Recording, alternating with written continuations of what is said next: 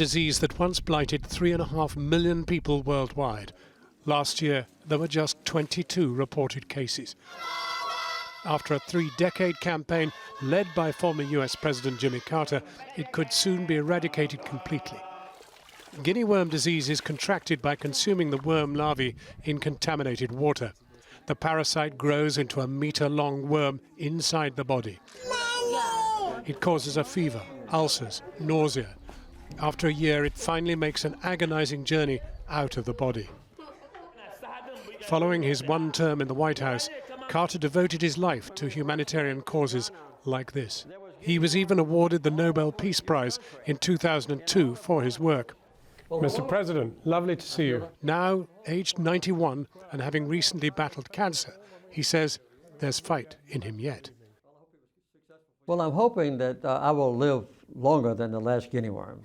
That's one of my goals in life, and I think I have a good chance to succeed, because we came from 126 cases in 2014 down to just 22 cases this past year, which is about an 85% reduction. So we have every indication of success, either within the next year or soon after, I think. You see, you speak to civic leadership. I mean, you were a political leader, but you're now a civic leader. One senses perhaps that politics has lost its way. I mean, particularly in America, I mean, the Trump phenomenon. Are you even scared by it? Do you think he could become president? I'm concerned about it, but I don't really believe so. I think that eventually the American individual voter who makes the final decision, when he gets ready to decide who will actually be my leader for the next 4 years or 8 years, will make a very substantive and sound judgment. Compared to the early phases of debates and particularly issues that arise. So far, the issue of immigration, as I mentioned earlier, has been a dominant factor. But we all know that we have a lot of illegal or undocumented people in our country. They need to be treated with humanely, and a lot of them are very good, productive parts of our economic and social system. So I think America will, like we have in the past, ultimately made a final judgment that is very substantive and sound. There's nothing like asking a president what he thinks of another president. Yeah. And the truth is, one looks at Obama as an amazingly principled and a good president, but let down by the political system. Yes, in a way. I think that our system has been damaged severely by the enormous advent of large amounts of money. When I ran for general election, I didn't raise a single penny.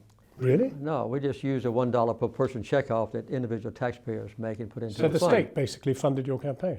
Actually, the individual taxpayers put in $1 each, right. And so we didn't raise any money. But nowadays, if you can't raise $100 to $200 million, you don't have any chance of being the Democratic or Republican nominee.